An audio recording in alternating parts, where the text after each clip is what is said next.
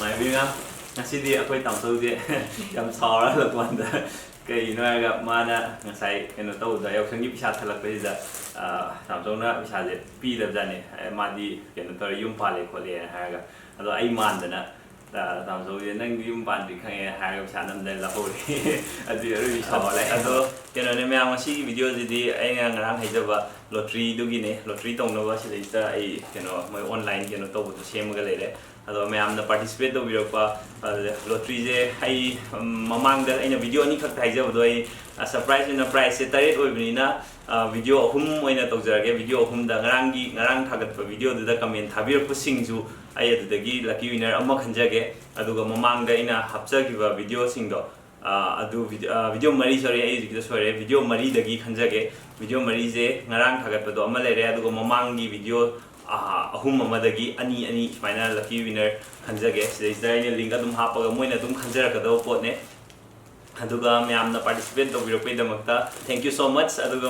ꯃꯌꯥꯝ ꯉꯁꯤꯗꯤ ꯑꯕꯨꯅꯥꯎ ꯌꯥꯎꯗ꯭ꯔꯦ ꯑꯕꯨꯅꯥꯎꯁꯦ ꯀꯩꯅꯣ ꯇꯧꯋꯦ ꯃꯌꯥꯝ ꯑꯗꯨꯝ ꯀꯣꯏꯁꯟ ꯑꯗꯨꯝ ꯀꯃꯦꯟꯇ ꯑꯗꯨꯝ ꯍꯪꯕꯤꯔꯛꯑꯦ ꯑꯕꯨꯅꯥꯎ ꯌꯥꯎꯗ꯭ꯔꯦ ꯀꯩꯗꯧꯔꯦꯅ ꯑꯕꯨꯅꯥꯎꯁꯦ ꯑꯩꯅ ꯃꯃꯥꯡꯗꯁꯨ ꯑꯗꯨꯝ ꯍꯥꯏꯖꯕꯗꯨꯅꯦ ꯃꯥ ꯁ꯭ꯀꯨꯜ ꯆꯠꯂꯤꯒꯩꯗꯤ ꯚꯤꯗꯤꯑꯣꯗ ꯌꯥꯎꯖꯔꯔꯣꯏ ꯑꯗꯨꯒ ꯁꯨꯇꯤ ꯊꯥꯕ ꯅꯨꯃꯤꯠꯀꯨꯝꯕ ꯑꯗꯩ ꯃꯥꯒꯤ ꯁ꯭ꯀꯨꯜꯒꯤ ꯁꯨꯇꯤ ꯑꯣꯐ ꯂꯩꯕꯒꯨꯝꯕ ꯑꯗꯨꯒꯨꯝꯕ ꯅꯨꯃꯤꯠꯇ ꯑꯕꯨꯅꯥꯎ ꯌꯥꯎꯍꯟꯖꯒꯦ ꯃꯌꯥꯝ ꯑꯕꯨꯅꯥꯎ ꯄꯤꯕꯤꯕꯒꯤꯗꯃꯛꯇ ꯊꯦꯡꯛ ꯌꯨ ꯁꯣ ꯃꯆ ꯑꯗꯨꯒ ꯑꯩꯈꯣꯏ ꯆꯦꯅꯦꯜꯁꯤꯗ ꯀꯃꯦꯟ ꯄꯤꯕꯤꯔꯛꯄ ꯑꯩꯈꯣꯏꯒꯤ ꯄꯣꯖꯤꯇꯤꯚ ꯚꯥꯏꯕ ꯃꯌꯥꯝ ꯄꯤꯕꯤꯔꯛꯄꯒꯤꯗꯃꯛꯇ ꯃꯌꯥꯝ ꯊꯦꯡꯛ ꯌꯨ ꯁꯣ ꯃꯆ ꯀꯃꯦꯟ ꯂꯦꯞꯇꯅ ꯄꯤꯕꯤꯔꯣ ꯃꯌꯥꯝ ꯁꯤ ꯚꯤꯗꯤꯑꯣꯁꯤꯗꯁꯨ ꯀꯃꯦꯟ ꯄꯤꯕꯤꯔꯣ ꯑꯗ ꯃꯌꯥꯝ ꯑꯗꯩꯗꯤ ꯁꯤꯒꯤ ꯒꯤꯐ ꯑꯋꯦꯁꯦ ꯇꯧꯔꯛꯄꯗ ꯁꯤ ꯀꯩꯅꯣꯁꯤꯗ ꯁ꯭ꯀ꯭ꯔꯤꯟꯁꯤꯗ ꯎꯠꯂꯛꯑꯒꯦ ꯑꯗꯨꯗꯤ ꯃꯌꯥꯝ ꯒꯤꯐ ꯑꯋꯦꯁꯦ ꯍꯥꯞꯄꯛꯑꯒꯦ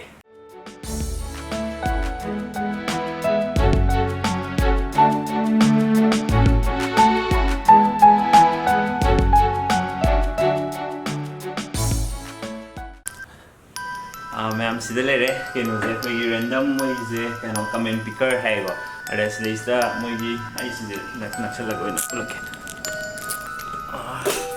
नहीं ओके सिदा लेरे सिदा केनोजे कोई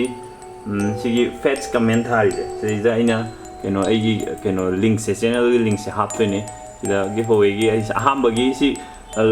लकी ड्रॉ अदुम होजरगे सिदा आइगी लिंक से सि कॉपी तोरनी कॉपी तौरनी कमेंट पिकर से पेस्ट तौरनी और फेट्स कमेंट तौरनी माना कमेंट से फेट्स तौरगा सुमाइना साइना कमेंट फेट्स तौरे चैनल की लिंक से थोले सिदगी कमेंट 317 लाए सिगी केनो सिगी वीडियो सिदा सिगी वीडियो सिदगी आइना विनर अनि खंजदुइने सी वीडियो दे विनर अनि खंजरनी अदुगा अतोपा वीडियो अहुम अमदगी लेमहोरिबो विनर सिंग दो खंजदुइने सी वीडियो से कमेंट थाबीरपसिंग लकी ओइबियो गुड लक दीदी हुजिक विनर जे सी नंबर ऑफ विनर सिजे 2 अदुम थमगे अममम तंग तौरगा किन तौदनबा विनर अनि डायरेक्ट थोलकनबा और रन पिकर हाइजे स्टार्ट पिकिंग हाइजे सिजे नमकांदा हाई फोकस से कई हंगे सिजे स्टार्ट पिकिंग जिजा तौरकांदा लकी विनर थोलानी दावयाबियो ओइबियो हाई नमगे दुदी run picker okay winner ani thole sida winner gi list sida leire 317 comment dagi total winner ani khanjare lucky winner ani je kana no yeng winner ji ahambada Dayachandra Sharma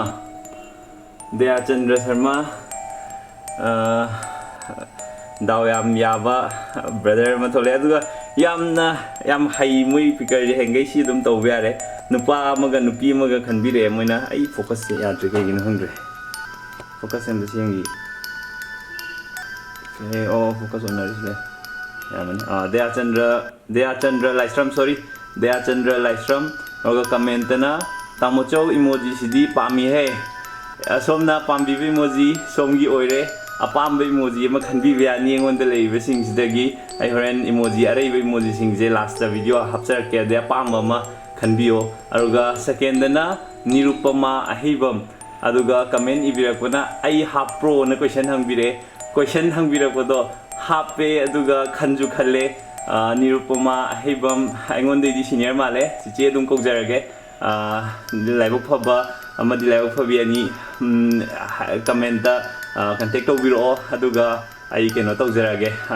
details bijarage karam kanda kamaina logdage habdo aduidi next ki keno mu video mu hai lokacharage sije back chalasi aduga aina sida fi video me am sida aina comment tok biro abdo sida sigi video simane adagi atopa video maduna kai sakre video madu kai sakre amana sida lere si video jiga si video jine aina haijabado aduga ngasai sigi video jiga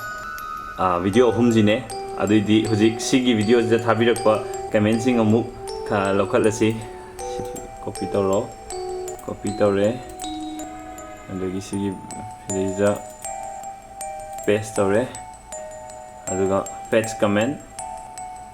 makokte pura makokte hajiki si second video dugine aduga sidaizu winner ani khandoine comment fetch so ujik tang matam sang sangde 100 comment yore adagi di tokre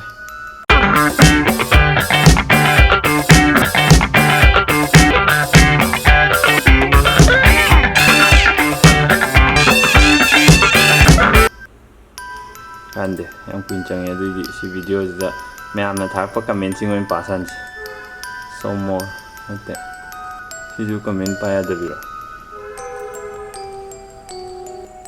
okay ai Facebook username silere Pahten Keisam aduga ma'am ai gi min khangdaba no subscriber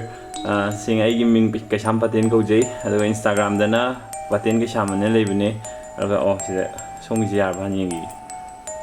fetching comment 200 yaudangai khara watli adidi comment habir pasing ngasumashina bu henungai barrel meitai blog tagi id ariba subscriber ni bro ai kuire yengba horok padai and congrats for 20k na barrel na habire thank you brother adagi mathang da prem thingbai jam ai pronunciation je laladi adum habiro ko prem thingbai jam weather se acha pucha ba yam hom dong male laina habire adidi nonglen ten subam congratulations 20k subscribers ma habire adai daina withdraw bro congratulations 20k subscriber na habire adidi Leishangthem baby you deserve it thank you ma'am na nungsibi bidagi ngamjabane ma'am na tattana leptana nungsibiro ko yam harawe adai mathangda L Dhananjoy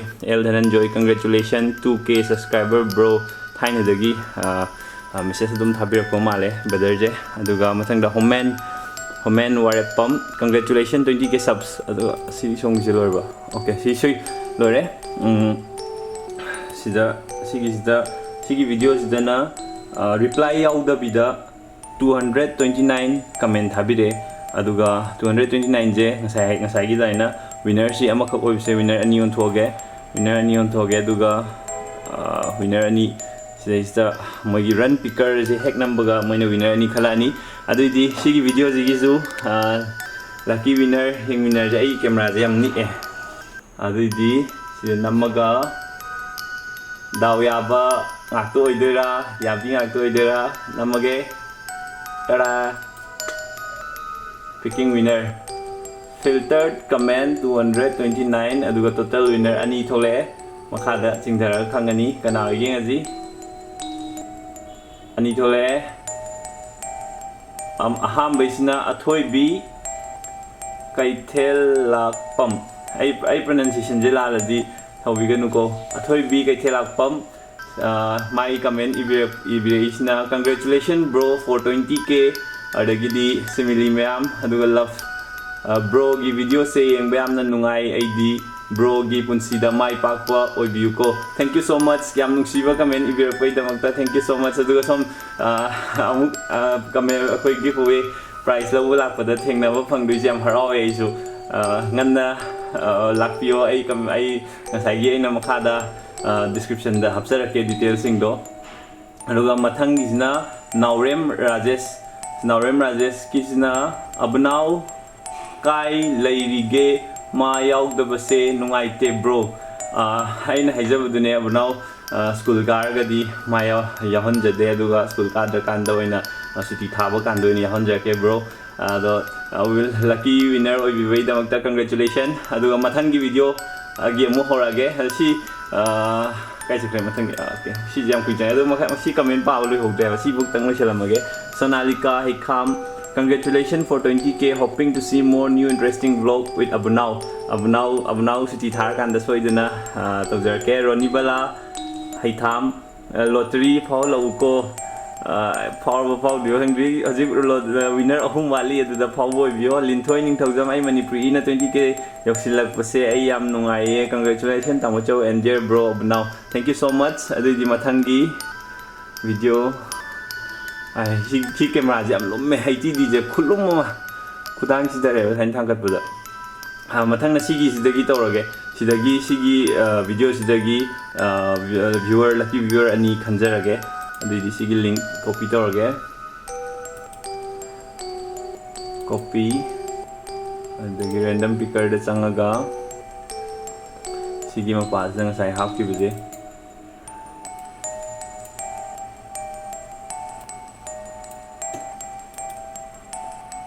paste lage duga fetch comment tawrage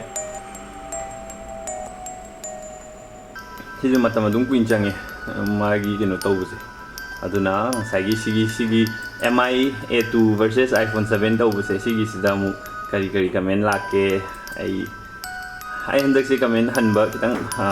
kudong cha da bakar le bidagi comment se am fajana hanba ngamdre adu ma'am saubigano ai project ki kanna somda loisannaba ma kanna tawbagi aduga khoi som mapsi dong khoi gi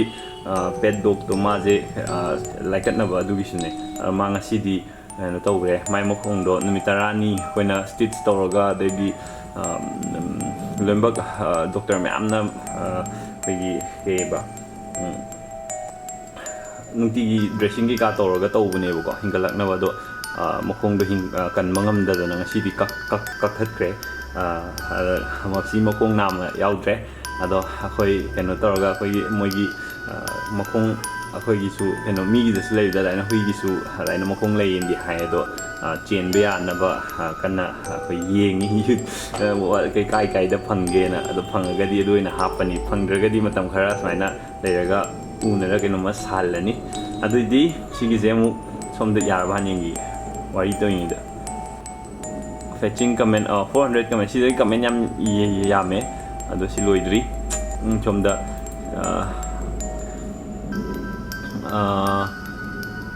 Selminlu Kongsai. Hello bro, I like you guys and I watch all your videos. Please can I get a shout out hai kai no ai khang di si je ai YouTube ki moi maron sing je shout out hai na pin di tawgre mathang da Roman Mayangbam. First I thought it was a twin brother but it was anyway good vlog. Thank you brother. Aduga native Manipur dagi handakti emoji se aina hekta lawrage amta yaudabani handakti yaujabasida lawjarage hai native Manipur gi bro na bro ji emoji ahum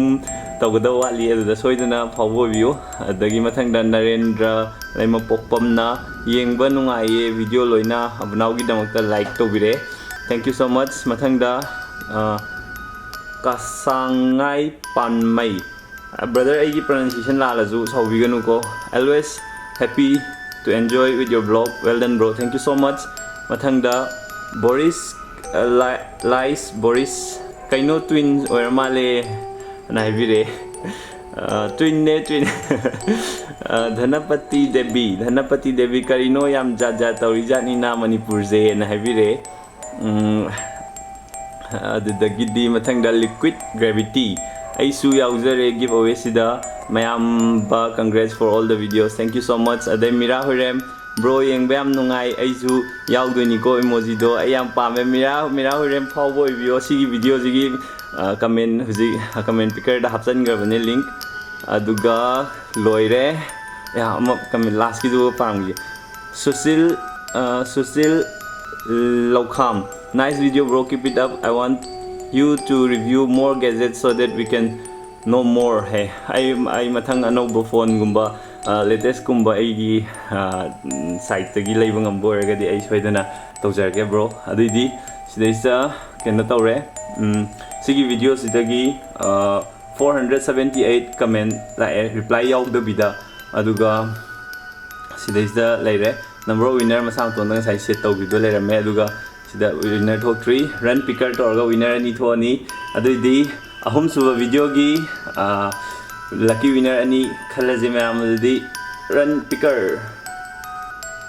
478 comment dagi winner ani thole si yam thui si na winner tak tak khale mi hon jom gam tan ngam rai khange aduidi chingkhalage tang salam denison ahambada aduga man irakpa comment na mathangi ju NRMD SHI mingje ke hena padino khangdre adu photo profile picture da nupi gi oidna sister ne na logjarage adu ahambina twin lo natraga edit lo edit ID edit male chumbro na hangbire question oina hangpane do brother ji daw yam yai emoji pange aduga mathangda sigi je pa ba hitre ado sister male sister gi comments na aiju comment pizeri ko yahan yaurak naba yaura a lucky winner oibire ado zik 6 lucky winner khangre aduga last ki sina ai ngasi gi ngarang gi comment video dudagi khanjarage ngarang gi video video zero bisang tokre sigi je 10% discount at Rocksus Cafe night out sidagi oina khanjarage sidi aina surprise oina tauge na ai comment pibiro na haigi dabne ara sidagi lucky viewer amma ka khanjage dudi si posto salamage aduga random pickers does maina hapsal lage and then see fetch comment fetch story ni da sida tharpa commenting ngak iminaji okay sida tharai je now be lie asina abnaw yarum madi loi tak khadau bane he adai mathang ranjita wa hengbam ai yaw doiro tamocho he phau di sung phau de yaw re phau boy video handak ama khatang ne sidi sigi comment sidi khandu je adai kimorita oinam yeng bada dum haure he yam hau ne cafe night out ki jigi achapot sing je mayam soiduna try to bio adai di khabam maitai karun hai ai lan be se animak taro 120 hai se hai je ai bhap ta dre si comment se redden killer hana fangiba sing di bro ya hol roi si hai hana fangiba sing powdri ji bokti yaw do ga chap man re comment pulap tagi lokhat pani na dum yaw di lo yaw ri ne moi ju ado moi na phawra ga di moi ju dum ka mi to pa ma da daw yeng jau na hai ka da di male ado keno torage sana thoi thokchom adagidi Benerjit nongthombam Daniel longjam adagidi Sai Chan Luang thank you so much ma'am comment thabir pogi thank you so much adisigi siji ange 192 comment thare 192 dagi winner je ma dandarage adagi sidesta last 7 suba emoji gi lucky winner sidagi khallage start picking run picker winner ma thole didi video di am sangtokre 19 minutes sangtokre thangjam pilot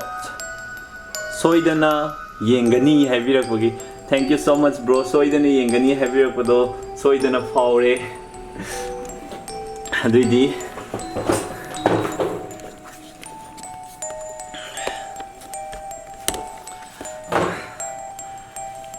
Now sigi 7 emojis ki giveaway gi lucky winner taret khanbalo jare ma'am contact to biro